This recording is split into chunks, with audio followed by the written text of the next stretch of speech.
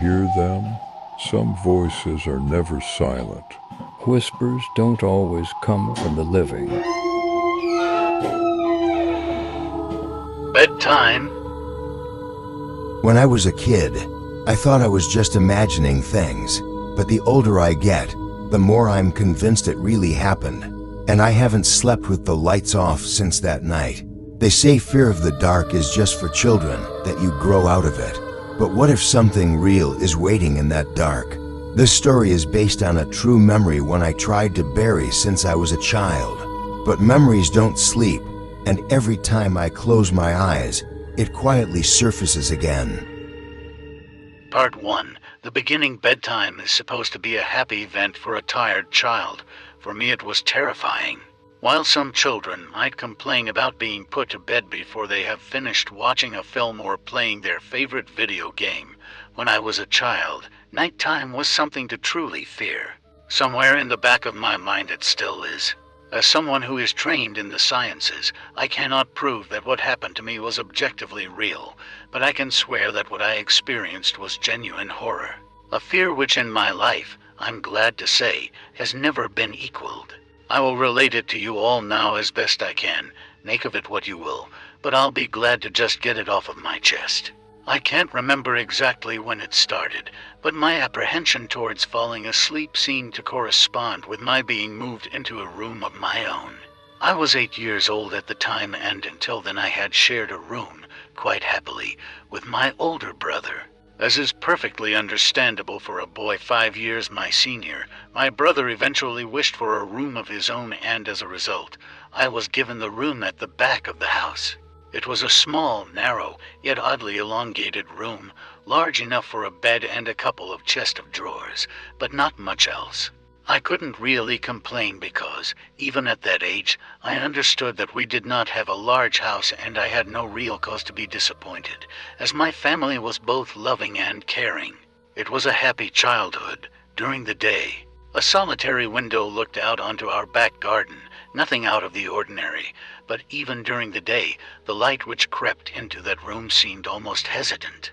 As my brother was given a new bed, I was given the bunk-air beds which we used to share. While I was upset about sleeping on my own, I was excited at the thought of being able to sleep in the top bunk, which seemed far more adventurous to me. From the very first night, I remember a strange feeling of unease creeping slowly from the back of my mind. I lay on the top bunk, staring down at my action figures and cars strewn across the green-blue carpet. As imaginary battles and adventures took place between the toys on the floor, I couldn't help but feel that my eyes were being slowly drawn towards the bottom bunk, as if something was moving in the corner of my eye, something which did not wish to be seen. The bunk was empty, impeccably made with a dark blue blanket tucked in neatly, partially covering to rather bland white pillows. I didn't think anything of it at the time. I was a child, and the noise slipping under my door from my parents' television bathed me in a warm sense of safety and well-being. I fell asleep. When you awaken from a deep sleep to something moving or stirring, it can take a few moments for you to truly understand what is happening. The fog of sleep hangs over your eyes and ears even when lucid. Something was moving. There was no doubt about that. At first, I wasn't sure what it was. Everything was dark, almost pitch black, but there was enough light creeping in from outside to outline that narrowly suffocating room. Two thoughts appeared in my mind almost simultaneously. The first was that my parents were in bed because the rest of the house lay both in darkness and silence. The second thought turned to the noise, a noise which had obviously woken me. As the last cobwebs of sleep withered from my mind, the noise took on a more familiar form. Sometimes the simplest of sounds can be the most unnerving, a cold wind whistling through a tree outside, a neighbor's footsteps uncomfortably close, or, in this case, the simple sound of bed sheets rustling in the dark. That was it, bed sheets rustling in the dark, as if some disturbed sleeper was attempting to get all too comfortable in the bottom bunk. I lay there in disbelief, thinking that the noise was either my imagination, or perhaps just my pet cat finding somewhere comfortable to spend the night. It was then that I noticed my door, shut as it had been as I'd fallen asleep. Perhaps my mum had checked in on me and the cat had sneaked into my room then. Yes, That must have been it. I turned to face the wall, closing my eyes in the vain hope that I could fall back to sleep. As I moved, the rustling noise from underneath me ceased. I thought that I must have disturbed my cat, but quickly I realized that the visitor in the bottom bunk was much less mundane than my pet trying to sleep, and much more sinister. As if alerted to, and disgruntled by, my presence, the disturbed sleeper began to toss and turn violently, like a child having a tantrum in their bed. I could hear the sheets twist and turn with increasing ferocity. Fear then gripped me, not like the subtle sense of unease I had experienced earlier, but now potent and terrifying. My heart raced as my eyes panicked, scanning the almost impenetrable darkness. I let out a cry. As most young boys do, I instinctively shouted on my mother.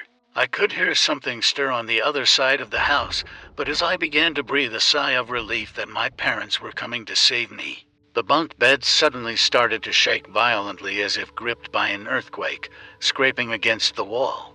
I could hear the sheets below me thrashing around as if tormented by malice. I did not want to jump down to safety as I feared the thing in the bottom bunk would reach out and grab me, pulling me into the darkness, so I stayed there, white knuckles clenching my own blanket like a shroud of protection. The wait seemed like an eternity. The door finally, and thankfully, burst open, and I lay bathed in light while the bottom bunk, the resting place of my unwanted visitor, lay empty and peaceful. I cried and my mother consoled me. Tears of fear, followed by relief, streamed down my face.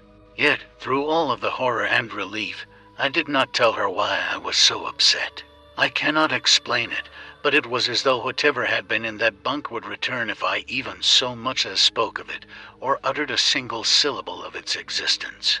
Whether that was the truth, I do not know, but as a child I felt as if that unseen menace remained close, listening. My mother lay in the empty bunk, promising to stay there until morning.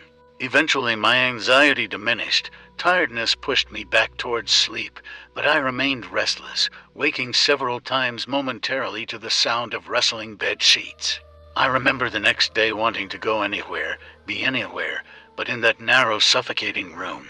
It was a Saturday and I played outside, quite happily with my friends. Although our house was not large, we were lucky to have a long, sloping garden in the back.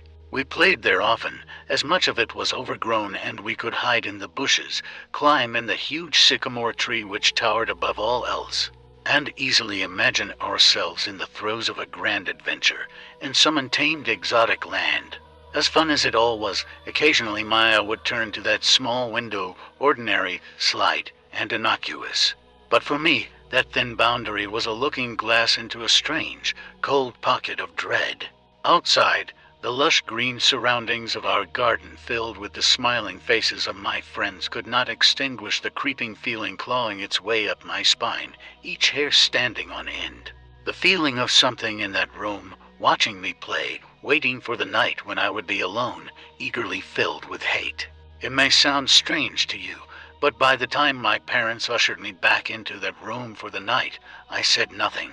I didn't protest. I didn't even make an excuse as to why I couldn't sleep there. I simply and sullenly walked into that room, climbed the few steps into the top bunk, and then waited. As an adult, I would be telling everyone about my experience, but even at that age, I felt almost silly to be talking about something which I really had no evidence for. I would be lying, however, if I said this was my primary reason. I still felt that this thing would be enraged if I so much as spoke of it. It's funny how certain words can remain hidden from your mind, no matter how blatant or obvious they are. One word came to me that second night, lying there in the darkness alone, frightened, aware of a rotten change in the atmosphere. A thickening of the air as if something had displaced it. As I heard the first casual twists of the bed sheets below, the first anxious increase of my heartbeat at the realization that something was once again in the bottom bunk, that word, a word which had been sent into exile, filtered up through my consciousness, breaking free of all repression, gasping for air, screaming, etching, and carving itself into my mind. Ghost. As this thought came to me, I noticed that my unwelcome visitor had ceased moving. The bed sheets lay calm and dormant, but they had been replaced by something far more hideous. A slow, rhythmic, rasping breath heaved and escaped from the thing below. I could imagine its chest rising and falling with each sordid, wheezing, and garbled breath. I shuddered and hoped beyond all hope that it would leave without occurrence. The house lay, as it had the previous night, in a thick blanket of darkness. Silence prevailed, all but for the perverted breath of my, as yet, unseen bunkmate. I lay there terrified. I just wanted this thing to go, to leave me alone. What did it want? Then something unmistakably chilling transpired. It moved. It moved in a way different from before. When it threw itself around in the bottom bunk, it seemed unrestrained, without purpose, almost animalistic. This movement, however, was driven by awareness, with purpose, with a goal in mind. For that thing lying there in the darkness, that thing which seemed intent on terrorizing a young boy, calmly and nonchalantly sat up. Its labored breathing had become louder as now only a mattress and a few flimsy wooden slats separated my body from the unearthly breath below. I lay there, my eyes filled with tears. A fear which mere words cannot relate to you or anyone else coursed through my veins. I would not have believed that this fear could have been heightened, but I was so wrong. I imagined what this thing would look like, sitting there listening from below my mattress, hoping to catch the slightest hint that I was awake. Imagination then turned to an unnerving reality. It began to touch the wooden slats which my mattress sat on. It seemed to caress them carefully, running what I imagined to be fingers and hands across the surface of the wood. Then, with great force, it prodded angrily between the slats into the mattress. Even through the padding, it felt as though someone had viciously stuck their fingers into my side. I let out an almighty cry, and the wheezing, shaking, and moving thing in the bunk below replied in kind by violently vibrating the bunk as it had done the night before. Small flakes of paint powdered onto my blanket from the wall as the frame of the bed scraped along it, backwards and forwards. Once again I was bathed in light, and there stood my mother, loving, caring as she always was, with a comforting hug and calming words which eventually subdued my hysteria. Of course she asked what was wrong, but I could not say, I dared not say. I simply said one word over and over and over again. Nightmare. This pattern of events continued for weeks, if not months. Night after night I would awaken to the sound of rustling sheets. Each time I would scream so as to not provide this abomination with time to prod and feel for me. With each cry the bed would shake violently, stopping with the arrival of my mother, who would spend the rest of the night in the bottom bunk, seemingly unaware of the sinister force torturing her son nightly. Along the way, I managed to feign illness a few times and come up with other less than truthful reasons for sleeping in my parents' bed. But more often than not, I would be alone for the first few hours of each night in that place. The room where the light from outside did not sit right. Alone with that thing. With time, you can become desensitized to almost anything, no matter how horrific. I had come to realize that, for whatever reason, this thing could not harm me when my mother was present. I am sure the same would have been said for my father, but as loving as he was, waking him from sleep was almost impossible. After a few months, I had grown accustomed to my nightly visitor. Do not mistake this for some unearthly friendship. I detested the thing. I still feared it greatly, as I could almost sense its desires and its personality, if you could call it that. One filled with a perverted and twisted hatred, yet longing for me, of perhaps all things. My greatest fears were realized in the winter. The days grew short, and the longer nights merely provided this wretch with more opportunities. It was a difficult time for my family. My grandmother, a wonderfully kind and gentle woman, had deteriorated greatly since the death of my grandfather.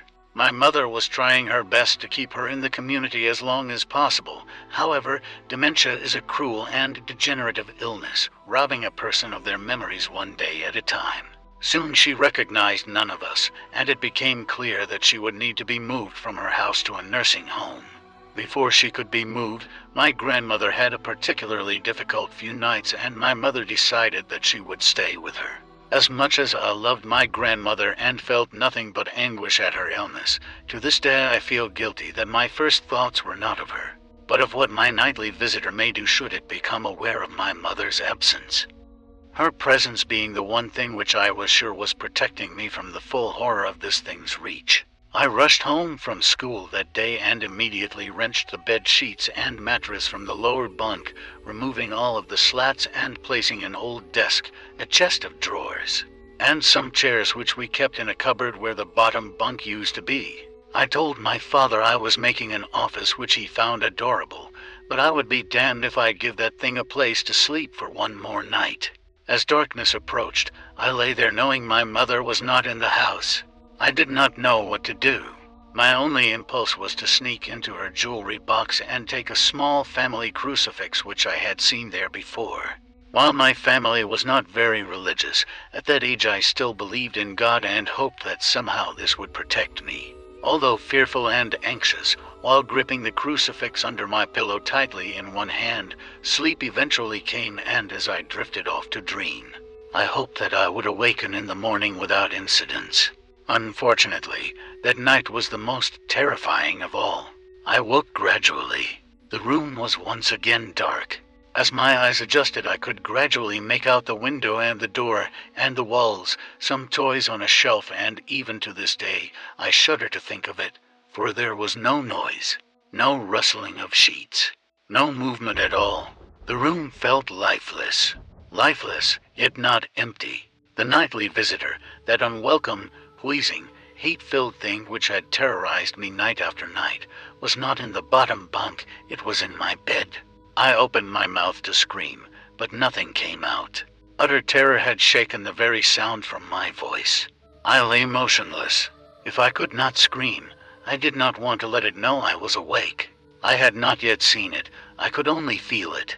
It was obscured under my blanket. I could see its outline, and I could feel its presence, but I dared not look. The weight of it pressed down on top of me, a sensation I will never forget. When I say that hours passed, I do not exaggerate. Laying there motionless in the darkness, I was every bit a scared and frightened young boy. If it had been during the summer months, it would have been light by then, but the grasp of winter is long and unrelenting, and I knew it would be hours before sunrise, a sunrise which I yearned for. I was a timid child by nature, but I reached a breaking point, a moment where I could wait no more, where I could survive under this intimately deviant abomination no longer. Fear can sometimes wear you out, make you threadbare, a shell of nerves leaving only the slightest trace of you behind. I had to get out of that bed. Then I remembered the crucifix. My hand still lay underneath the pillow, but it was empty. I slowly moved my wrist around to find it, minimizing as best I could the sound and vibrations caused, but it could not be found. I had either knocked it off of the top bunk, or it Hadi could not even bear to think of it, been taken from my hand. Without the crucifix, I lost any sense of hope. Even at such a young age, you can be acutely aware of what death is, and intensely frightened of it. I knew I was going to die in that bed if I lay there, dormant, passive, doing nothing. I had to leave that room behind, but how? Should I leap from the bed and hope that I make it to the door? What if it is faster than me? Or should I slowly slip out of that top bunk, hoping to not disturb my uncanny bedfellow? Realizing that it had not stirred when I moved, trying to find the crucifix, I began to have the strangest of thoughts. What if it was asleep? It hadn't so much as breath since I had woken up. Perhaps it was resting, believing that it had finally got me, that I was finally in its grasp. Or perhaps it was toying with me. After all, it had been doing just that for countless nights, and now with me under it, pinned against my mattress with no mother to protect me, maybe it was holding off, savoring its victory until the last possible moment. Like a wild animal savoring its prey, I tried to breathe as shallowly as possible, and mustering every ounce of courage I could, I reached over slowly with my right hand and began to peel the blanket off of me. What I found under those covers almost stopped my heart. I did not see it, but as my hand moved the blanket, it brushed against something. Something smooth and cold. Something which felt unmistakably like a gaunt hand.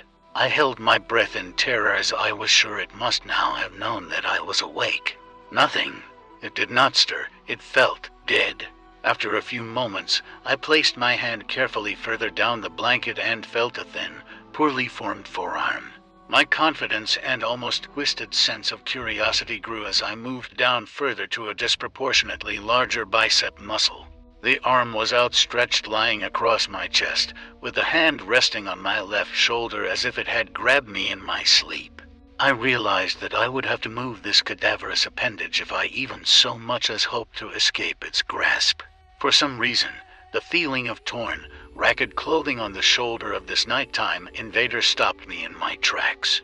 Fear once again swelled in my stomach and in my chest as I recoiled my hand in disgust at the touch of straggled, oily hair. I could not bring myself to touch its face, although I wonder to this very day what it would have felt like. Dear God, it moved. It moved. It was subtle, but its grip on my shoulder and across my body strengthened. No tears came, but God, how I wanted to cry.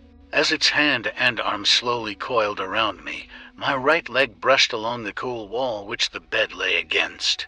Of all that happened to me in that room, this was the strangest. I realized that this clutching, rancid thing which drew great delight from violating a young boy's bed was not entirely on top of me. It was sticking out from the wall, like a spider striking from its lair.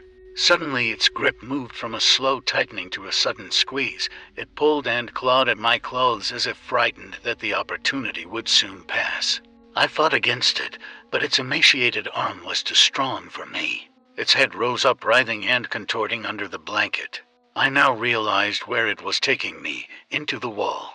I fought for my dear life. I cried, and suddenly my voice returned to me, yelling, screaming, but no one came. Then I realized why it was so eager to suddenly strike, why this thing had to have me now. Through my window, that window which seemed to represent so much malice from outside, streaked hope, the first rays of sunshine. I struggled further, knowing that if I could just hold on, it would soon be gone. As I fought for my life, the unearthly parasite shifted, slowly pulling itself up my chest, its head now poking out from under the blanket, wheezing, coughing, rasping. I do not remember its features. I simply remember its breath against my face, foul and as cold as ice. As the sun broke over the horizon, that dark place, that suffocating room of contempt was washed, bathed in sunlight.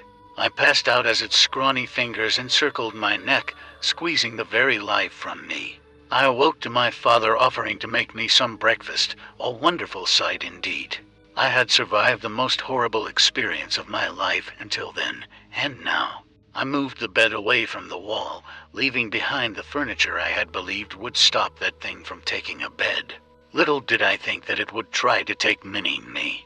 Weeks passed without incidents, yet on one cold, frostbitten night I awoke to the sound of the furniture where the bunk beds used to be, vibrating violently. In a moment it passed. I lay there sure I could hear a distant wheezing coming from deep within the wall, finally fading into the distance. I have never told anyone this story before. To this day I still break out in a cold sweat at the sound of bed sheets rustling in the night, or a wheeze brought on by a common cold, and I certainly never sleep with my bed against a wall. Call it superstition if you will, but as I said, I cannot discount conventional explanations such as sleep paralysis, hallucination, or that of an overactive imagination. But what I can say is this: the following year I was given a larger room on the other side of the house, and my parents took that strangely suffocating, elongated place as their bedroom. They said they didn't need a large room, just one big enough for a bed and a few things. They lasted 10 days.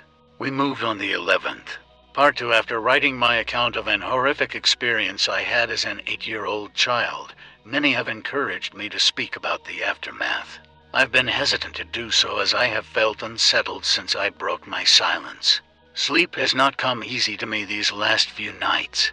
My skepticism, however, remains resilient, and as such I will tell of what I experienced in the other room. This won't be as long, as what occurred only took place over a few days, but that was more than enough for me. If you recall, after that unwelcome nightly visitor left me, I was moved into another bedroom a year later.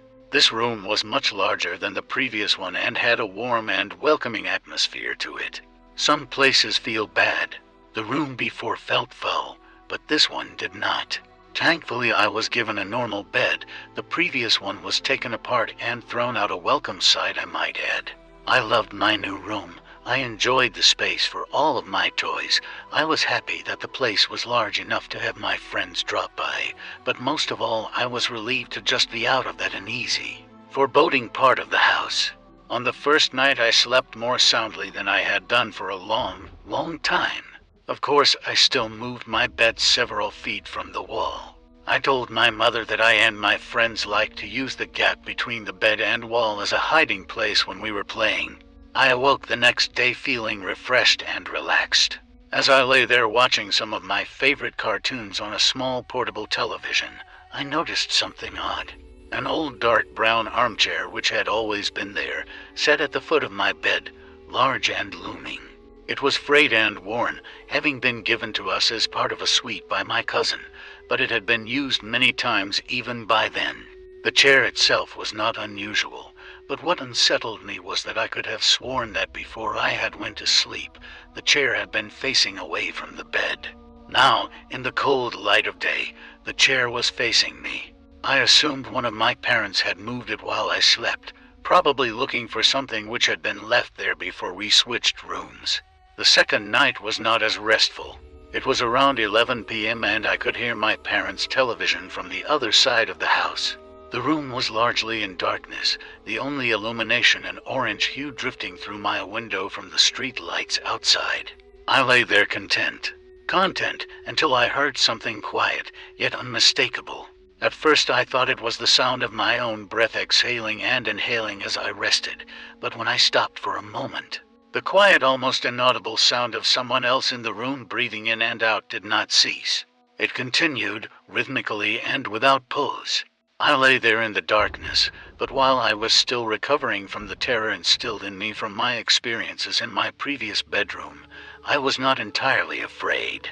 The breathing was so distant and unlike the wheezing I had heard during my encounter with that thing in the wall that I remained calm, and even at that early age I believed that it was so subtle, that it was probably my imagination playing tricks on me. Still, I took no chances. I stepped out of bed, walked across the room and turned the light on. The sound had gone. I stared at that old worn armchair facing the foot of my bed, which was within reaching distance of where I slept, and turned it around to face the other way. I had no real reason to do so, but something about it sitting there filled me with dread. The third night I was not so fearless. Again, I awoke in darkness. Lying on my back, I stared up at the ceiling, which seemed to happily absorb the dim orange light from the street. The tree outside my window swayed in a calm breeze, casting a strange collection of improbable moving shadows across the room. I could hear nothing but the long and distant hum of the city's night traffic. Just as I began to drift back into sleep, I heard it. A creak from the bottom of my bed, as if something had moved or shifted its weight on the floor. I raised my head, peering through the darkness, but saw nothing strange. Everything sat as it had done throughout the day. Nothing was out of place. I cast my gaze across the room, some comics on the floor, a few boxes which had still to be unpacked, the armchair and moved still facing away from the bottom of my bed. There was nothing sinister here. I was now fully awake, glancing over at my television, considering whether or not to enjoy some late-night TV. I'd have to keep the volume low, of course, as my older brother would hear it in the next room and no doubt tell me to switch it off. Just as I sat up fully in bed, I heard it again. A low creak, accompanied by a sound. The sound of the slightest of movements. I looked again at the room. The dim orange shadows cast by the leaves hanging by my window now took on a more menacing form. I still saw no reason to be afraid. I stared at the chair at the end of my bed and saw nothing unusual about it. It's quite common for the mind to take a moment to fully come to terms with what it is seeing. It takes time to put the full horror of what is in front of you together into a moment of cold, bitter realization. Yes, I was staring at that old worn armchair in the dark, but what I was also staring at was the person sitting in it. In the dim light, I could only see the outline of the back of its head, the rest obscured by the spine of the chair. I sat motionless, staring, praying, hoping that my eyes were being misled by their surroundings. The slow creak of movement as it shifted in its battered throne chilled me to my very core. This was no mere trick of the dark. Then it shifted onto its right side. I knew what it was doing. It was turning to look at me. It was difficult to make out, for even in that room it seemed darker than everything around it. I saw what looked like a collection of long fingers slip over the crest of the chair, and then another. The room was silent but for the sound of this thing shuffling in its seat and the crash of my racing heart. At first I could only make out the outline of its forehead, but then it began to rise up, revealing to pinpoints of light in the dark recesses of its deeply set eye sockets. It was staring at me. I screamed, and within a moment my brother and mother came into the room, switching the light on, asking if I'd had another bad dream. I sat speechless, barely acknowledging them, staring intently at the now empty armchair. I was only in that room for another few days before we suddenly moved. I saw nothing for the remaining nights, except for my last sleep in that room where I awoke to the warm air of something breathing into my ear. I jumped out of bed, turning the light on. The slow rhythmic breath of something unseen remained, louder than before. I spent the rest of that night on the couch in the living room. 2 years later I slept soundly in my bed, in our new house. There had been no other incidences, and I was sure I had left behind whatever strangeness had plagued me in that little average suburban home. I was, however, left one parting gift. My tormentors, and in my opinion the watcher in that armchair was a different entity to the thing in the elongated room, had one last surprise in store for me. Like an animal claiming its territory, I was not entirely out with their grasp. For one last, terrifying moment I felt the presence of those things. I lay there sound asleep, 2 years since those horrifying experiences. I was in the throes of a nightmare and suddenly, happily found myself awake, safe and sound in my bed. The room was darker than usual. I breathed a sigh of relief as one does when waking from a nightmare. But the room was so dark, I could see nothing at all, as if something had snuffed out the light. I chuckled to myself, realizing that I must have pulled my blanket up and over my face while sleeping. The cotton blanket felt cool against me, but the air was a little too warm, almost stifling. Just as I was about to remove the blanket for some air, I heard it. For the last time I heard it. The rhythmic breathing of the watcher at the end of my bed. Fear gripped me, followed by anger and despair. Why could I not be left alone? I then did something most peculiar. I decided to speak to it. Perhaps this thing did not mean to harm me. Perhaps it was unaware of the terror it had caused.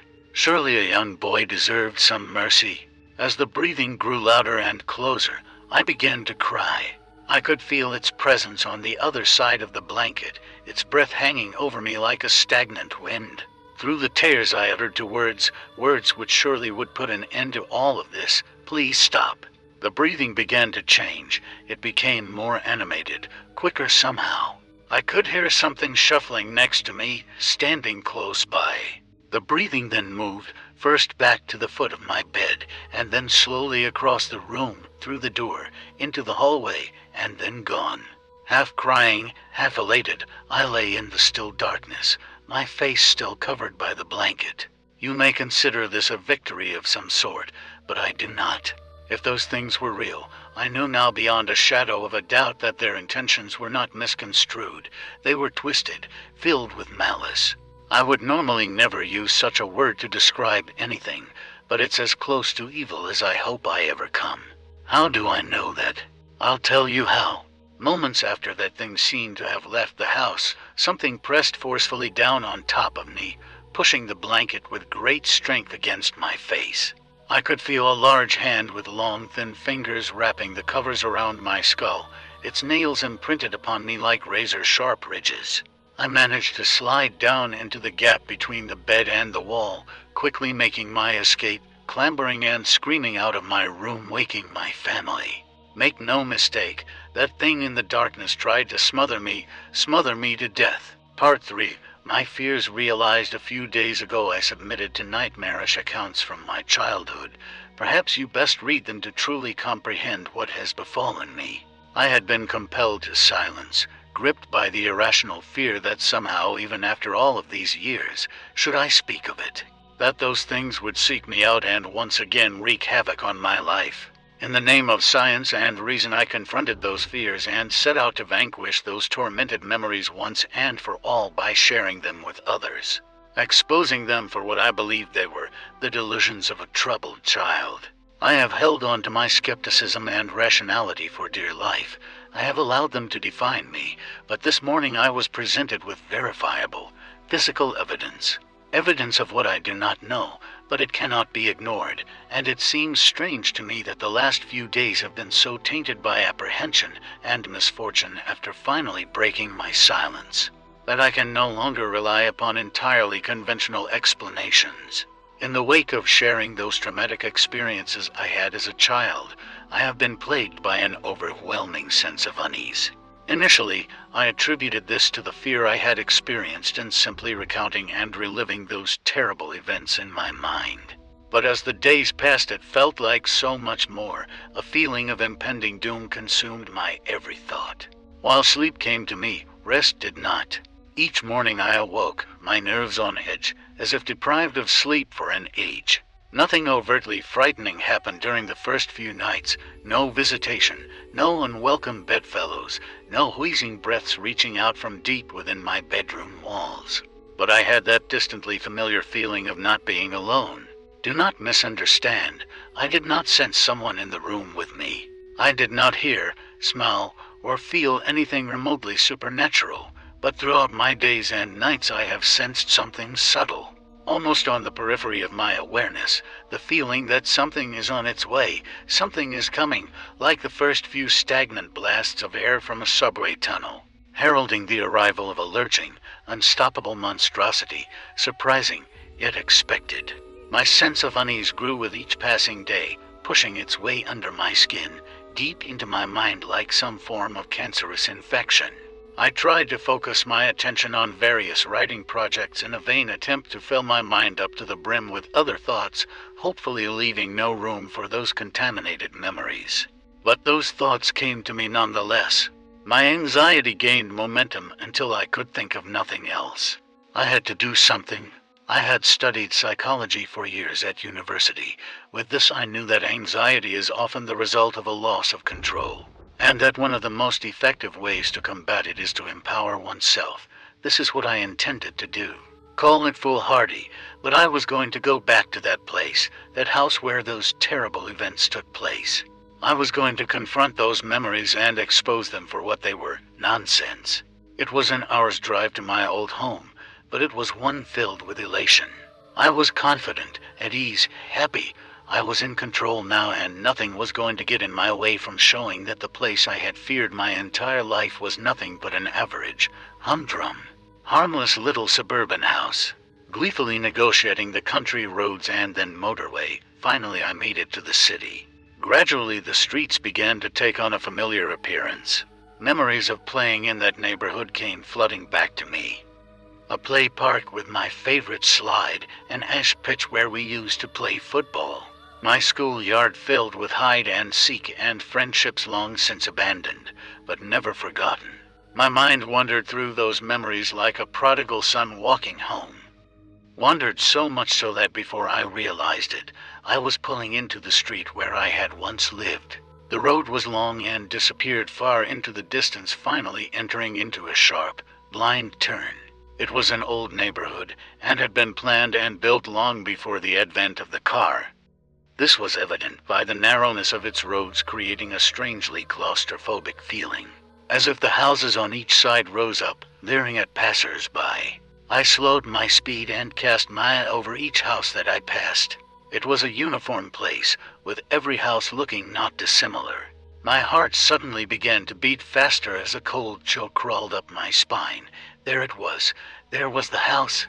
It was late afternoon and the street was quiet, almost lonely. I stared at that little place, wondering how such an ordinary home could have instilled so much fear in me. I had initially intended to only look at the house from afar, confirming it to me as a material construction, entirely explicable, and removed from anything uncanny. But as I parked, I took a deep breath, and before I knew it, I was out of my car, walking towards that old, metallic gate, its once bright floral shapes now darkened by aged, flaking deep green paint, revealing nothing but rust beneath. I ran my fingers over its uneven top, and with a subtle gasp, I pushed it open. Walking along the path, I was shocked at how disused the garden was. I thought to myself how much of a waste of a good lawn it was, which was all but obscured by a thick mosaic of reeds and other invasive species. But as I neared the house, I realized why. It was unoccupied. Once again a shudder crept through me, but as my anxiety rose up, I crushed it with my rational mantra. The simplest of explanations is usually the correct one. I assumed that due to the current economic climate that the house had probably just been on the market for some time, and that the owner wasn't too aware of the old sentiment that the first bite is with the eye. But as I looked around, I could see no for sale sign, nor one to let. It genuinely seemed as though this house had been forgotten, abandoned, and left to rot. The windows at the front of the house were filthy and, as such, almost impossible to see through, but as I wandered around to the back of the building, I could see more clearly inside.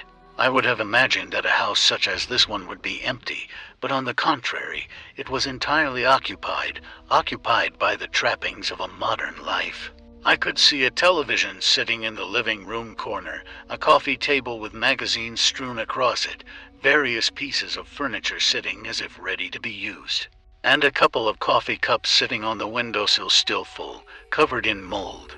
I would have thought the house was lived in if it was not for a thick layer of dust lying over everything, accompanied by the occasional spider's web.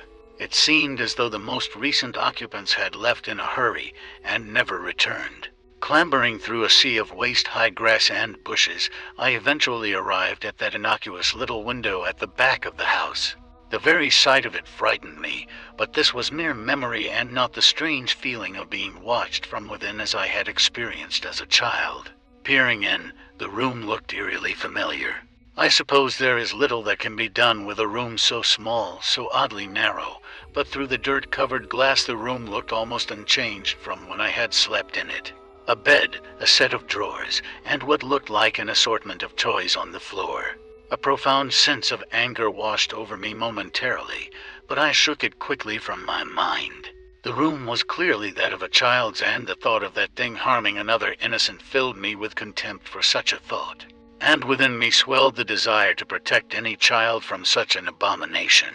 As I gazed at that wall, of which a bed lay alongside it, the hairs on the back of my neck stood up. For a moment, and it was for only the slightest, I thought I saw the blanket on top of the bed move. More than that, through that window pane I could have sworn I heard a wheezing gasp. Closing my eyes tightly, I repeated another scientific mantra. Science does not owe its debts to imagination. Opening my eyes, I saw nothing but an empty bedroom. No foul spirits, no unearthly things, just a room, no more, no less. I breathed a sigh of relief as if that all was well with world for the first time in many days. You may think that it was wishful thinking, but I genuinely felt that I had shown myself that there was nothing to be scared of, other than my overactive imagination. It was starting to get dark, and I wanted to be home before the night. Filled with confidence now that my anxieties were behind me, there was one last thing I needed to do. When we had left that house, we did so in a hurry. As a child, it was disorientating, even frightening to leave everything I knew behind, but there was one thing left which I always wondered about. At the bottom of the garden stood a sycamore tree which looked to be even older than the house. I was amazed at how unchanged it was. I had grown up, gone on to pastures new, but the old sycamore still stood, wise, warm, almost friendly in its appearance. I think it's a rites of passage for any child to have a place to hide things. It's often their first experience with independence, something removed from any authority figure. For me, my stash was halfway up the old sycamore. I'm sure I must have looked like a fool, but I happily and gleefully climbed the tree with abandon. The configuration of the branches had changed in places, but overall the happy memories of playing amongst the limbs of the old sycamore, of having a little piece of the world to myself away from everyone else, seemed vivid, as it was remarkable how much remained unchanged. Halfway up I caught my breath and smiled to myself. In the central trunk of the tree lay a hollow. Whether it had been created by an animal, or perhaps the tug of a gale on a weakened branch long ago, I do not know, but it was where I kept things. If I found something which I was sure would be taken from me for being inappropriate, into the hollow it would go. The truth is, though, that the majority of the items inside were not very interesting, mostly just toys and rarely exotic pieces of contraband like a slingshot or some smoke bombs. I had no reason to hide the toys, but when I was young it felt adventurous to have a secret. The hollow was dark and filled halfway with rotting leaves, no doubt deposited there from countless autumns. Nevertheless, I reached deep inside to see what remained. I couldn't believe it. I had found a toy that I had hidden there before we moved, all those years ago.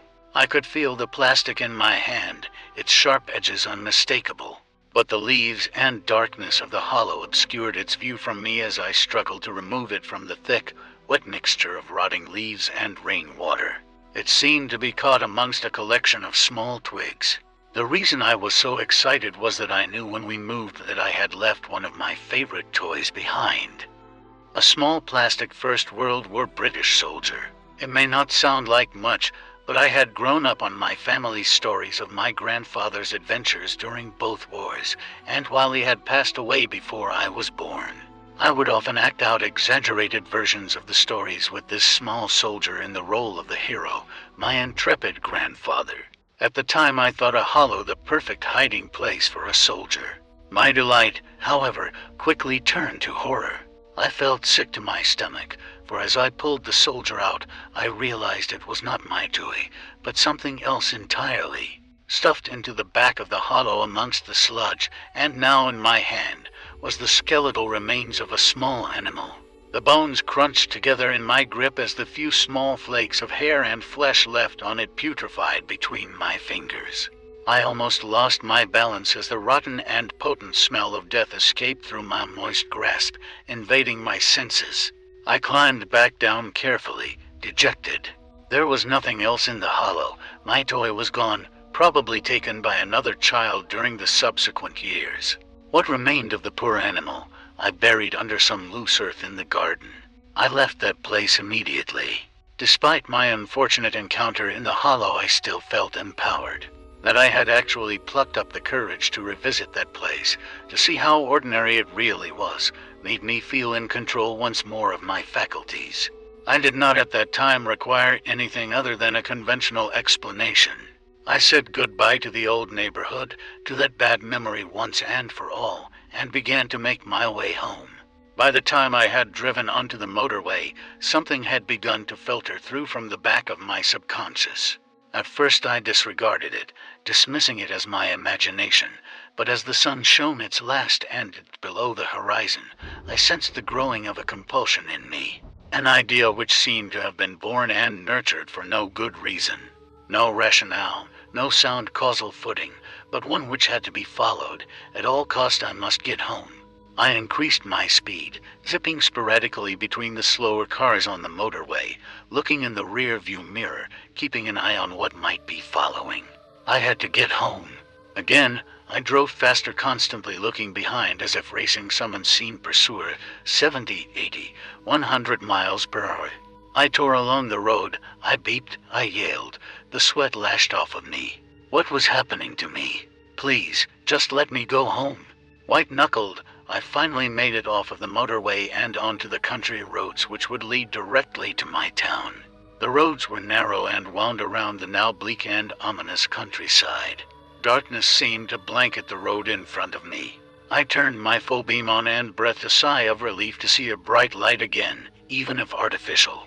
The manic anxiety which had seemed to grip me on the motorway appeared to have diminished. However, I still glared into the rear-view mirror more often than I should have, just to make sure that there was nothing following me. What a ridiculous thought, to think of something chasing my car, to put myself and others in danger by speeding down a busy motorway. Madness. Still, madness or not, I had felt compelled to get away as quickly as possible, and even though I had managed to collect my nerves, the loneliness of the road I was on fueled my yearning for my own town, my own street, my own bed. Nervously, I traversed the web-like winding roads which seared through the countryside, feeling relieved at the first sign of a lamp-post of civilization and of the boundaries of my town. I pulled up outside of my house, switching the engine off, and sat for a moment in silence. I had to stop all of this nonsense. Things coming out of walls, watchers smothering me at night, looking into someone's window like a prowler, all of this was lunacy. Tomorrow, I would start afresh. No more writing about my childhood experiences. No more reliving of dread-filled nights. Just getting back to normal, carrying out my work, spending time with my girlfriend, and most of all reaffirming my belief, faith, and confidence in science and rationality. Then the thing in the back seat leant over, grabbed me by the shoulder, and breathed a foul, rancid breath from deep inside its lungs down the back of my neck. I scrambled for the door, my arms flailing around looking for the lock. Fear possessed me, shook me, a fear I remembered all too well, a fear from all those years ago, lying awake at night in that sickening room. The inside of the car had grown much colder, but that was nothing compared to the icy fingers burrowing into my shoulder. I honestly thought I was going to die, that this thing would finally get its way after all this time. The door handle popped in my panicked grip, and I fell out of the driver's seat onto the pavement. For the briefest of moments I thought I caught a glimpse of something in the back seat. Vague, the form of an old man, yet twisted and distorted, grinning from ear to ear. Luckily there was no one around, as had there been I would have appeared a mad fool, for the car was empty. I grabbed the keys from the ignition and booted the door shut with my foot, locking it for the night. I staggered down the path and into my house. I'm not going to lie to you, but I drank myself to sleep last night. You may recall that I said I had evidence, actual physical evidence of something unnatural. You might be wondering what that evidence is. Well, I could say that it was the marks on my shoulder that made me shudder with fear, or I could tell you that my bedroom window lying prized open this morning, by what looked like claw marks, has left me dreading tonight, or any other. But no, none of that scared me as much as what I saw today upon waking. Sometimes the most frightening of messages are the most simple, for lying on my chest as I awoke this morning was a toy soldier. The soldier I had hidden in that hollow all those years ago returned to me as an adult, bitten in half. Part 4, Something Wicked This Way Comes last night was the most heart-wrenching and frightening of my life, so much so that I can barely bring myself to contemplate it. By now I will have submitted what occurred during my visit to that cursed place I once called home. A visit which heralded the return of my childhood fears. No matter what foul thing befell me then, nothing could have prepared me for last night.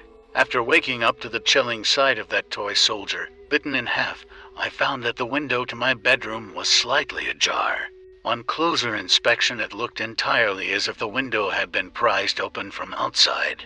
The latches were bent back, out of position as if subjected to an unrestricted and bound brute force. From the outside looking in, I could see 3 indentations where the unwelcome housebreaker had used some kind of tool to leverage the window unnaturally away from its latch. What was peculiar about those markings was that they seemed to cut across the outside of the window frame like an old uneven razor. Unlike a crowbar or other implement which would have merely left a dent where it had been used as a wedge to force the window open. Nothing had been stolen, and I attempted to rationalize the markings on the window as human-made, and not claw-like as they appeared to be. The toy soldier returned to me so violently I could not explain. My heart sank at the very thought of it. I knew it was a message, but it seemed to me to be more of a twisted joke, announcing the arrival of my childhood predator, rather than something to be puzzled over or interpreted. I spent the morning checking each room of my house and its contents. Nothing was missing. I could only hope that whatever that fiend had been in the back seat of my car the previous night, that it had only wished to frighten me one last time, and then be on its way. Perhaps its reach would be weakened so far from my childhood bedroom. It is all too easy for any sane person to persuade themselves that a traumatic event is something more benign, but in this instance I could not. That broken toy was not a mere joke, but a promise that it would return, for what I did not wish to know. My thoughts naturally tumbled inwards and back to those terrifying nights I had as a child. I was now reintroduced to the apprehension of bedtime, the longing for the day, and the anxiety of night. Like an old and relentless enemy, my fear grew throughout the day, festering inside of me, leading to strange and ominous thoughts about the consequences of unwittingly bringing that thing home. Do not misunderstand me. My fear was not simply for my own safety. As a child, I believed that my nightly visitor was transfixed and consumed by wanting me, but I did not feel that my loved ones were in any danger. This, however, had changed. I did worrying. This time I did feel nothing but fear for my loved ones, because you see, I do not live alone. My girlfriend and I moved in together over 2 years ago. I have caused enough damage now that I do not wish to speak her name and will simply refer to her as Mary. Mary and I had had a happy existence, and in fact, we were very much in love. This coming Christmas morning I was going to propose to her, but that beautiful moment has now been bitterly taken away from me by that rancid abomination. I knew that Mary would be home that evening. She works in events and promotion, and as a result is often away from home for days at a time, traveling around the country coordinating various conferences and exhibitions. I do not complain about this, as she and I both know that I am a solitary character, and that the odd few days of solitude normally do me good, allowing me to dive headlong into my writing, absorbing each and every word undisturbed. Despite this, I always miss her, and with the events of the past week, reliving those torturous nights and then allowing them to return, I had missed her far more acutely than I had ever previously done so. She arrived at around 6 p.m. and I greeted her with a smile, a warm embrace, and a passionate kiss. I tried to hide my perturbed state of mind from her, but Mary knows me better than anyone I have ever met and immediately inquired, "What's wrong?" I tripped and fumbled through my words as I explained to her that I had written a story about my childhood and that exploring those dark and twisted memories had left me distraught. Mary has an incredibly caring nature, and she immediately lay her suitcase and bags on the floor, set me down on our couch, and with her soft and gentle way, asked me to talk about the whole ordeal. But I couldn't mention this thing, this wretch which had now found its way to our home. An invisible and twisted invader which had been led there by my idiotic curiosity. At the time I felt that she would think me mad, but now how I wish I had told her the truth. If there is one thing more damaging to a relationship than a lie, it is a half-truth. Not because it is deceitful, but because it is a corruption of the truth, perverted and abused to suit the teller's needs. I told her my half-truth. I told her about my story, that of the thing in the narrow room and the watcher at the end of my bed, but that is where the truth ended and a lie began. I deliberately and deceitfully mentioned that it was of course just my imagination as a child, and neglected to talk of my experiences of returning to the scene of those depraved crimes. Knowing that she would see the damaged window latch and claw marks, I spun my web as I told a grand tale about waking up to a burglar attempting to break into our house and having to chase them away. I was quite the hero. I lied to her, and she showed me great sympathy and kindness for my deception. I was embarrassed by the truth then, and I am ashamed of my lie now. If I had been truthful, then perhaps we could have faced this menace together, but instead that thing took advantage of my dishonesty and put a wedge between us. The events of last night desecrated the most important thing in the world to me. Nighttime arrived in all of its bleakness, and was unwelcome. I lay in the darkness, waiting. Mary was sound asleep next to me, each breath a soothing reminder of companionship, but despite my growing aversion to loneliness, I would have no sleep that night. I knew from experience that when my uninvited guest would show itself, it would do so with subtlety, increasing its grip on me with each visitation as if requiring time to build up its strength, a leech feeding on my fear for succor. My nerves kept me on edge, which fought back the oncoming onslaught of sleep admirably. In the end, though, biology won, and as my bedside clock lumbered towards 4 a.m., sleep took me. The relaxing blanket of nightly oblivion, anxiety washed away, my worries a distant memory, sinking deeper into the soft mattress below and finally into a long sought-for rest. Sleep, no matter how deep, is rarely all-encompassing. For as I hovered over the cusp of a dream, something began to bother me. Something invasive, yet distant. I slowly opened my eyes and allowed them to adjust to the darkness. Mary lay soundly asleep, and I calmed myself by listening to her breathing in the night. Inhale was followed by exhale. Again and again, rhythmically, hypnotically, I began to drift towards sleep once more. But no, there it was, something else, distinct yet indefinable.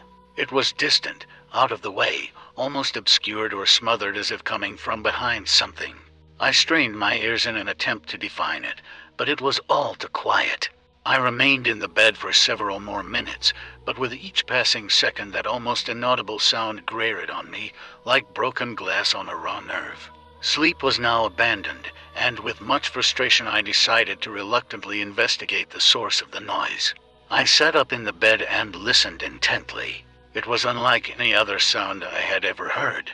Quiet, low, but as my mind adjusted to the noise, I slowly began to piece its nature together. It was most certainly obscured by something, but the closest thing I could relate it to was a repetitive murmur. I heard something similar previously when I was a child visiting my grandmother in a nursing home. A place which had left an impression on me, seeing the wandering residents confused and of a fractured mind. Meandering around the grounds like lost inmates, murmuring repetitively to themselves of days gone past, repeating nonsensical phrases and words. This is what it reminded me of, a continuous stream of indecipherable words uttered by someone in the throes of confusion. I turned to check on Mary, watching her chest rise and fall with each breath. Assured that she was undisturbed, I left the bed. As I stood up, I recognized immediately that the murmuring was louder. While dark, I had left a light on in the hall as I always do, which crept under the door and allowed me to view the room in a dim but visible way. I looked around to see if anything was out of place, but the room appeared as expected. My mind ambled back to that night as a child in the second room, when noises could be heard from some unseen, yet ever-present menace. I took a step forward, and as I did so the noise once again grew in volume.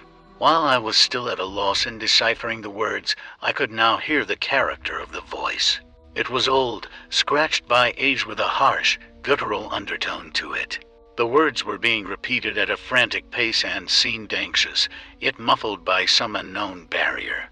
I was frightened, but I drew strength from Mary being in the room, and with a deep breath filled with trepidation, I took another slow and silent step forward, my bare feet cushioned by the cold floor below. Again, the voice became louder. I wasn't sure if I was imagining it, but I could have sworn that it had become more agitated as I drew closer. The next step I took shook me to my very core, for as that murmuring, garbled voice grew louder still, amongst the rambling, gravelled sound of it, I heard a word which shot an icy shudder through my bones, a word to be feared. It spoke my name. Dear God, it knew my name. To me it was as if knowing who I was somehow endowed that thing with an unlimited reach, that I may never be rid of it, that it could kill me at any moment. Something suddenly caught my eye, a movement accompanied by a ruffle of cloth. I knew now where that rhythmic, agitated voice originated. I knew now why it was muffled and difficult to decipher. I could now see it, only a few feet in front of me, standing behind the closed curtains. The moon was in its ascendancy outside, and while its glimmer could not entirely penetrate the thick cloth, it could barely, and faintly, outline the thing watching between my window and the curtains. I cannot now convey the strangeness which then overcame me. My anxiety and terror had heightened, but an unusual compulsion, an untimely sense of purpose took me over. I had to see what it was. I took another tentative step towards the curtains. They swayed slightly as if caught by a breeze, but I could not tell whether the movement had been caused by myself, or the hand of that thing hiding behind a shroud of cloth. I was now close enough to hear its labored breathing, the displacement of fluid at the back of its throat palpable with each inhalation. This was it. I was going to confront this monstrosity from my past, this tormentor of children, this coward. Raising my right hand slowly, I accidentally touched the fabric of the curtain, causing a subtle ripple which parted them momentarily. I gasped, for through that temporary slit, only for a moment, I saw it. My God, how can I describe what was standing there? Even now, I close my eyes and wish that I could erase it from my memory. It shivered and shook as it continued to murmur, repeating some indecipherable phrase, sounding like a bizarre mixture of numerous languages. Its emaciated skin stretched over an unnatural frame of brittle and prominent bones. Vertebrae, ribs, and other inner workings almost protruding through its paper-thin, pale, languidly pink, and almost bruised-looking husk. As malnourished as it appeared, the stomach was distended in places, and its bony appearance did nothing to diminish the feeling that it was capable of exerting itself with brute, perverted force on any of its victims. Sickness swelled in my stomach, a tainted, offensive smell filled the air, and as it murmured and whispered in the darkness through what sounded like broken, fractured teeth, I could not help but feel pity for this wretch, quivering in the night as if victim of a long starvation. I quickly came to my senses and realized that this thing was not to be pitied, but feared. Not to be understood, but exposed.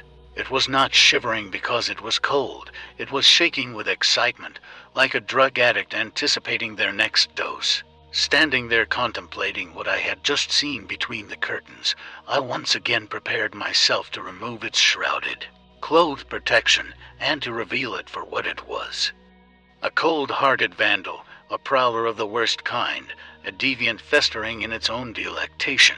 As I once again raised my hand to draw the curtain, something caught my attention. Its incessantly confused, gravelly, and inarticulate whispers squeezed through that broken mouth and uttered the three most terrifying words I have ever heard. "Look behind you." A cold breath slid down the back of my neck. Momentarily I froze, but love is a powerful motivator.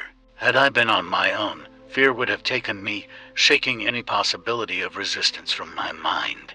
But with Mary sleeping soundly in the same room as that thing, shielding someone I loved from that wretch was my only thought. I turned around slowly, and as I did so, I could hear it wheezing, gasping, groaning for air. At a quarter turn, I could smell its breath. The stench of death hung in the air, plague-like and foul. Then I heard another voice. It was not that horror in the darkness, but Mary. She let out a scream which startled and distressed me to my very core. A scream which will haunt me for the rest of my days. I turned quickly and laid eyes on it, but it wasn't behind me. It was on the bed. It writhed and rasped, wheezing in delight, its bony spine curved with the anguish of countless years protruding through a ragged, torn piece of cloth which hung loosely over its torso, in a vain attempt to appear almost human. But was it human? Had it once been human? Or was it something so vile, so despicable, so utterly and sorrowfully contemptible that no man or woman could ever attempt to quantify or understand it? I sprung forward towards it, grabbing, hitting, pulling at that thing with every ounce of my strength, its loose skin slipping through my hands. It squeezed and forced Mary's face into her pillow with glee, as its other limbs arched and contorted, tearing at her nightdress, running its long, starved fingers over her naked body with its sordid caress. Mary's screams were muffled by the pillow as I began to fear that she was being suffocated.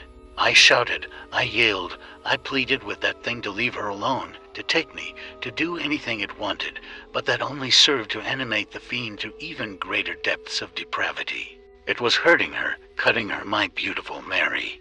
Suddenly it stopped attacking her, but it still kept one of its brittle, gangly, and gaunt yet weighted hands on the back of Mary's head, pushing her face further into her pillow. I had my hands around its putrid neck, trying as best I could to strangle the beast, but my efforts were in vain. Its scrawny frame belied its overpowering strength. I watched in sickly disbelief as it began to run its cadaverous fingers through Mary's hair, slowly and almost with affection. I could now hear the twisting and cracking of bone, the popping of cartilage, the snapping of tendons. Thank God it was not coming from Mary. I was now on its back with my arm wrapped around its throat and my chin rubbing against the abrasive skin of its shoulder. As its spine dug sharply into my stomach, it twisted its head in an entirely inhuman way. Its neck clicked and groaned under the strain with every arthritic movement, as if hindered by 1,000 years of rigor mortis. It was now looking at me. I have heard it often said of some people that they cannot see the forest for the trees, but now I truly appreciate that sentiment, so close was I to its black, icy stare that I could not take in its surrounding features. I increased my grip. I swore. I screamed. I would have torn its throat out if I could have. But it was all in vain as it continued to run its scrawny fingers through Mary's hair nonchalantly while looking at me. I don't think I will ever truly recover from the sound which seeped out through what I assume to be its approximation of a grin, a wheezing sigh, a grunt.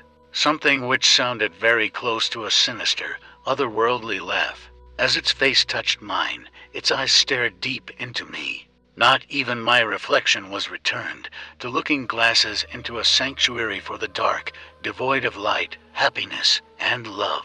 It was staring as if it wished to say something, as if it was trying to communicate a simple idea to me. Malice. With a wrenching, stuttered and violent movement, it tore an entire fistful of hair from Mary's head, leaving behind it an open wound. Then it was gone. Mary did not scream. She merely whimpered. I turned the bedside lamp on, but no words of care or sympathy could console her. She wept uncontrollably. The bed was soaked in blood which had seeped out from the numerous scratches on her back and the large cut where an entire section of her hair had once been. I hugged her, told her that everything would be all right. Then she looked at me. Looking at her tear-filled eyes, I knew what she thought immediately. She thought I had attacked her, that I had done those terrible things to her. Of all the experiences I have had, the look of betrayal, disgust, and contempt on Mary's face will remain the most painful. She is gone. After composing herself, she gathered up some things and left. I tried to explain. I tried to tell her everything that had been happening, but she would not listen. Who would believe such a preposterous story?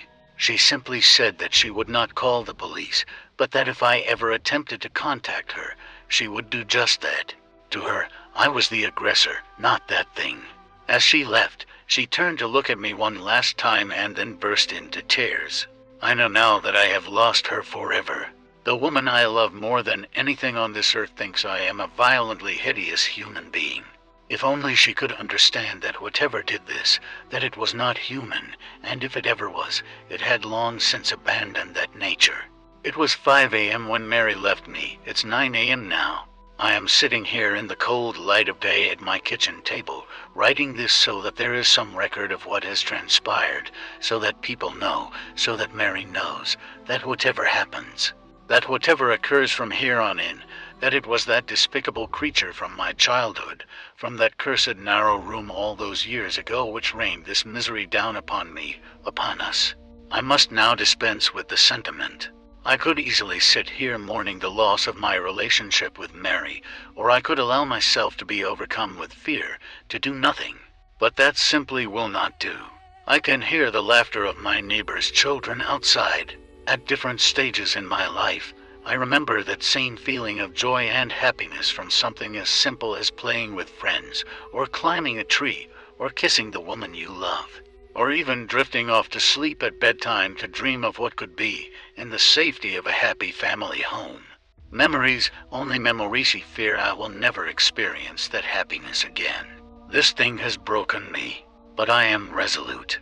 Whatever that hideous wretch has in store, whatever it desires to do with me, I will not allow that thing to harm another person, or to invade another child's life as it did mine all those years ago. I must leave you all now, as there is much to be done before it gets dark, before it returns. My plans are made, and with any luck they will succeed. I wish I could say we will speak again, but I think that is unlikely. I hope you understand what must be done, because tonight I'm going to kill it. Part 5. Sleep tight. I am shaking as I write this. I was released by the police less than 2 hours ago, and I am compelled to record the events of the past day and night as quickly and as accurately as possible. In some ways I want to forget, but I know that I cannot. I know that I should not. For my own sanity I must divulge what has happened. It is far too important. Should I ever allow myself to be swayed by the mechanical, rational nature of the world once again, these words should serve to remind me that what is unseen is both mysterious and frightening. After Mary left, I knew that I had lost her forever, but rather than be consumed by depression and inaction, I was invigorated by one purpose, by one thought, by one idea that I knew I had to carry out. I had to destroy that thing, for I could not allow the chance that it may one day hurt my loved ones or desecrate the innocence of another child. I also knew that I faced death, but feeling that I had already lost everything, that was a small price to pay. It is said that revenge is a dish best served cold, but having waited my entire adult life to be rid of this thing, its memory and the shadow that it had cast upon me, I met the proposition of killing this fiend, this corrupt and perverted force, with a smile on my face. That night it would be dead, even if I had to drag it to hell with me. Busying myself for the next few hours, I packed a bag and wrote a letter to Mary and my family explaining what had happened and that they weren't to blame. I phoned my mother and father, then my brother, just to hear their voices one last time, but I did not let on that I thought I may never speak to them again. My mother's intuition led her to ask if everything was all right. I smiled and told her I loved her before reluctantly saying goodbye. At about 7 o'clock I made my way out to the car. The sun had already set and the street seemed eerily quiet, as if the scene of an unattended funeral. I sat in the driver's seat, leaving the door on the other side open, awaiting my most unwelcome passenger. By 9 o'clock nothing out of the ordinary had occurred. The place remained deserted and the cold night air flowing through the open door was beginning to bite. As I sat there, contemplation echoed through my mind. I ruminated on the nature of this cadaverous parasite. One question rose out of a sea of thoughts, towering above all else, and moving and continuous. Can you kill something which is already dead? I did not know if this was a thing of the grave, or some unworldly specter which could be considered alive in some way, but just as I was reevaluating my plan, there it was. It was subtle at first, but there was a small, almost indistinguishable shift in the suspension of the car. Had it been any other circumstance, I would have put this down to a gust of wind pushing and pulling at the chassis, but I was all too familiar with that feeling from all those years ago, as the bunk bed would shift slightly with that thing climbing into the bottom bed. I knew its foul-calling card. The air grew denser as if contaminated by some nearby corpse. It was in the car with me, unseen, yes, but there nonetheless. As I heard the slightest of whispered breaths from the back seat, I leant over and calmly closed the passenger door. I turned the key in the ignition, and as I pulled out of the street, I could have sworn I heard a quiet yet distinctly malicious snigger, as of something mocking me. Did it know what I had planned for it? Our destination was not far, but the roaming hills through which our taken country road penetrated rose up and diminished with regularity. A stark reminder of the ominous isolation of night. Occasionally on the way I could hear something from behind, but I refused to look for that thing in the dark. Patience, it would not be long before I would confront it. The irony hit me. I was worried about scaring off the same thing which had terrified and tortured me as a child. I had to be resilient and so drove carefully and calmly through the countryside, swamped by darkness, hoping that my unearthly passenger would not suspect me. I arrived. The wheels of the car struggled and slid on the undergrowth as I headed off of the narrow country road. The landscape had opened up, and as I looked at the broken and rotting trees around me, I felt that it was fitting to come to this bleak place in the cold night to destroy that bleakest of things. The land suddenly came to an abrupt end, a cliff etched out from an old quarry, looking deep into the black waters of the lake below. The cliff edge was relatively flat and had in fact at one time housed a road which had subsided into the lake decades earlier. The local kids would tell stories about the vengeful ghosts of those killed during the subsidence, but they were just stories. Or perhaps they weren't. In the past I would have disregarded such tales, but who would believe mine if I told it to them now? I switched the engine off and parked several meters away from the cliff edge, switching off any lights and composing myself for what would come. I sat in that car for what seemed a lifetime, the only company given to me by the occasional splash of water against the cliff below. I waited. This thing was smart, of that there was no doubt. It had toyed with me, relishing the pain and torment it had caused as only something of a coldly frozen intellect could.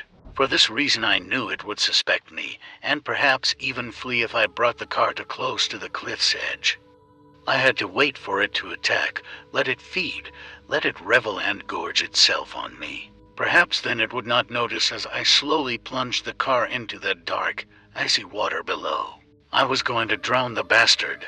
I had appraised the potential consequences in my head and reasoned that there would be a moment.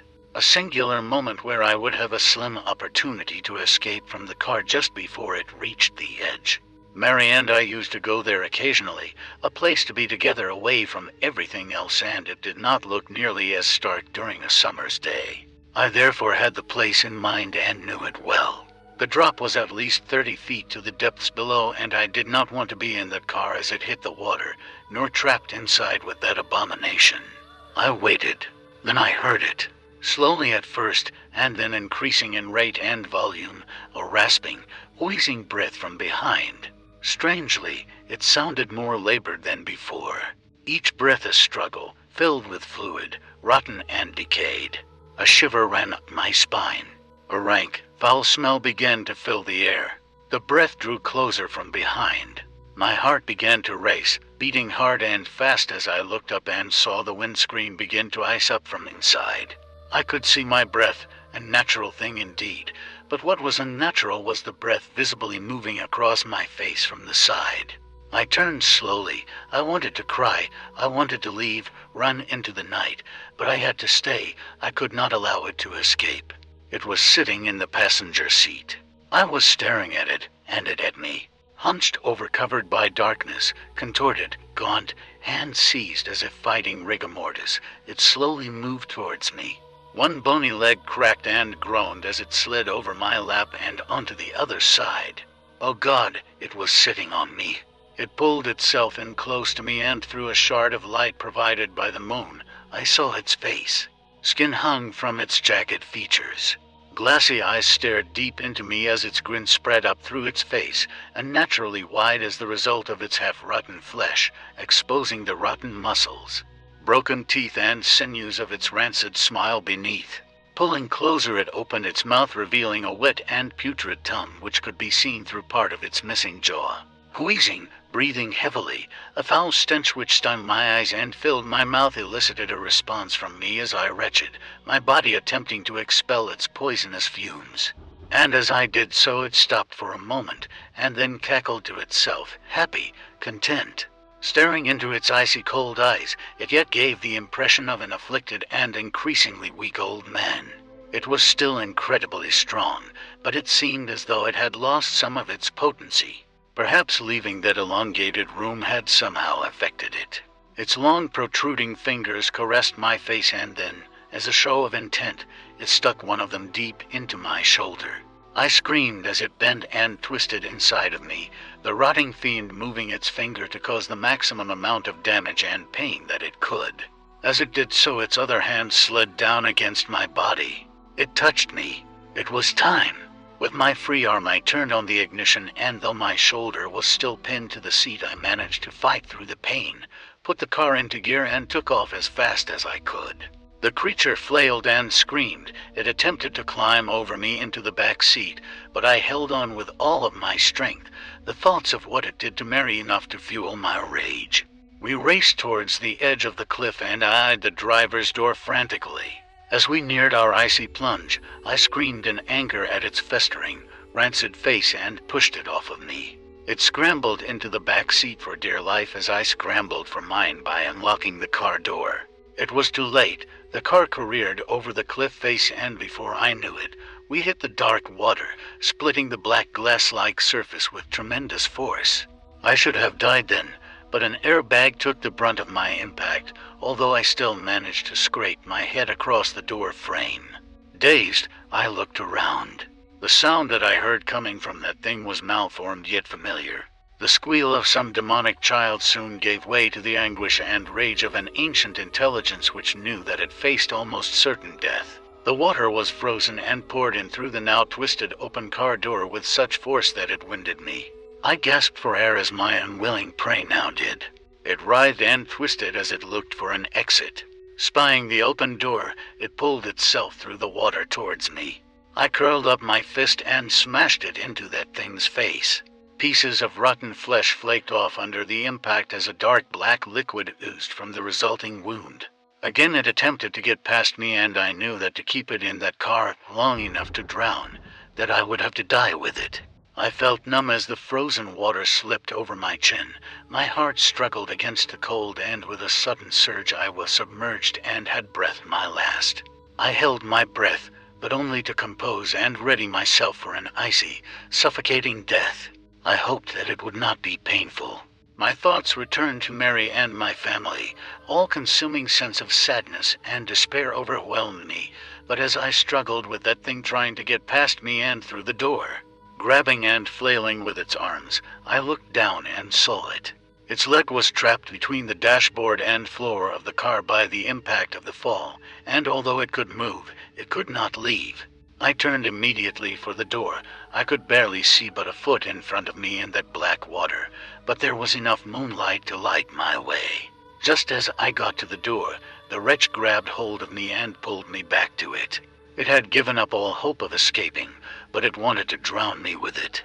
We fought for what felt like an age in that cold, bitter grave as the car slowly sank deeper and deeper into the darkness.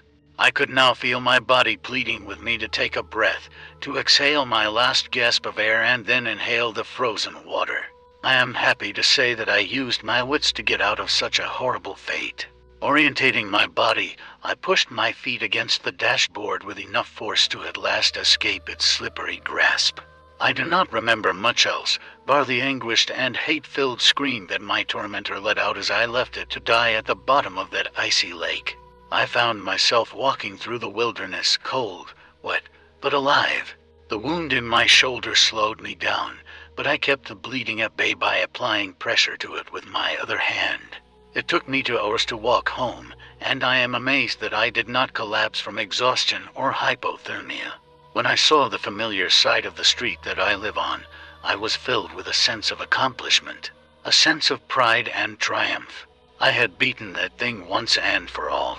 That is until I went inside my house and found a trail of large, wet footprints leading from the front door to my bed. Disbelief took me, despair so sharp and so overwhelming that I am unable to convey it with mere words. It was lying in my bed, waiting, a white sheet covering its emaciated body from sight. The human mind is a wonderful thing. Just as you believe your body has reached a level of exhaustion that it cannot recover from, that your emotions are so frayed that you feel you cannot continue, a thought springs as if miraculous from a weary mind. Let it rest, for now. I quietly crept through the dark and picked up my wallet, which I had left on a small coffee table in the center of my living room. Leaving the door unlocked, I left to attend to a new plan and returned an hour later. With a moment's preparation, I slipped into the spare room. There I lay in that unsullied bed, waiting. I was sure that this was the end game, that instead of toying with me, it would come for the kill. How it had escaped that watery grave I did not know, but I would be damned if it would escape again. I could only hope that it would sense me from the other room. I closed my eyes, pretending to be sound asleep. Time lumbered onwards, and although I fought it, exhaustion finally took me, sending me into a deep slumber. I woke with its hands around my neck. It coughed and spluttered on top of me, a rancid black liquid dripping on my face as it oozed from its facial wounds. I struggled, gasping for air and hoping that I had the strength in me to escape its grasp, but it was too strong and my hands could not grip it with any sense of conviction, as it seemed to be dripping wet from its plunge into the lake. It may not have seemed rational at the time, but as my vision dimmed and the last light of consciousness extinguished within me, I did as so many animals do in their last moments. I played dead. Lying motionless, holding my breath, it shook me violently by the neck and then released me. I waited for my moment, my last chance to destroy this thing. Its labored breathing relaxed slightly and seemed to stare at me almost quizzically. I waited still for a shift of weight which might have let me throw it to the ground. Leaning down close to me, its wide, crumbling sneer puckered. Gathering its putrid saliva in its mouth and in what was left of its cheeks, it then showed utter contempt for the living and the dead. It spat its festering fluid onto my face, the remnants dripping down onto me through a hole in its jaw. I wanted to scream, to do anything to remove such a vile smear on my skin, but I dared move. The time was not right. Leaning in closer, it prodded and scratched at the wound in my shoulder, the pain shearing through my body. With all of my resistance, I remained motionless. Then it slowly and patiently slid two of its long, distended fingers into my mouth. The taste was overwhelming, rancid, rotten, dead. The arthritic clicking of its knuckles shook my resolve. As it arched its back in glee, it suddenly pushed its fingers deep down into my throat. I gagged, an instinctive reaction. Instead of being shocked, a garbled laugh emanated through its broken teeth as it thrust its fingers deeper into my mouth. I felt its cold, hard flesh scraping against the inside of my throat, pleading without words for it to stop. In our darkest of moments, we sometimes find our true strength. I rolled to my side using its weight against it and finally managed to break free. I fell onto the floor, its long reach grasping at my feet. I kicked and screamed and at last was free. It stared at me only for a moment. Rising up on top of the bed, its brittle bones cracking under its own force, it now towered tall and gaunt, ready to pounce. Since I was a child, I had been a victim. It had terrorized me, taken my innocence, attacked Mary, and broken my life. I would not stand for it anymore. Sometimes the most dangerous prey is the one who can outthink you, the one that lulls you into a false sense of dominance or superiority, the one who has conquered any fear of you with a sense of anger and betrayal. It had fallen into my trap, one conceived by logic, reason, and an understanding of the world through the eyes of a scientific mind. Fire cleanses all. As it groaned, shrieked, cracked, and contorted, readying itself to pounce. In one swift motion I removed a blanket from the floor, revealing a bucket filled with gasoline, which I had bought in that short time of preparation. I threw it as hard as I could, the liquid splashing all over that horror and the bed. It grinned at me, mocking my very existence, making light of my pain and the agony it had caused. From my pocket I pulled out a lighter, lit it, and threw it onto that wretched thing. It writhed and screamed in agony, parts of its flesh crumbling away, searing into nothing in front of my very eyes. I almost felt sorry for it. Let it burn. The fire got out of hand. Thankfully, a neighbor heard the screams and saw the smoke, calling the fire brigade. I remember nothing of how I escaped.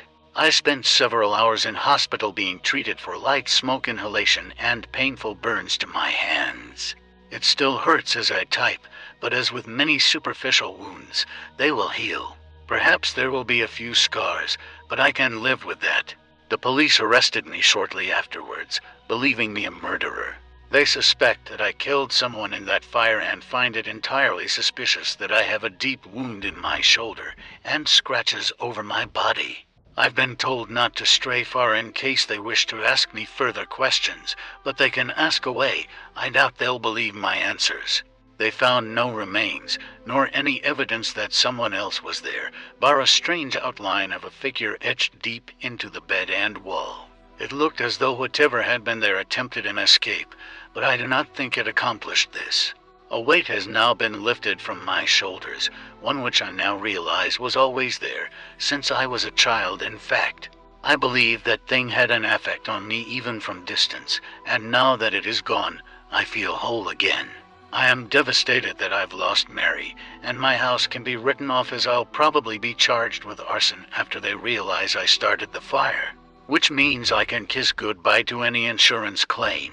My hands ache, as does my shoulder, but my spirit does not. I am writing this from a hotel room. It's small and unassuming, but it will suit my purpose. Tonight I intend to sleep and dream, as I did as a child, before that wretch invaded my life. I believe that it was my rationality which saved me, my logical thought which allowed me to destroy such an evil.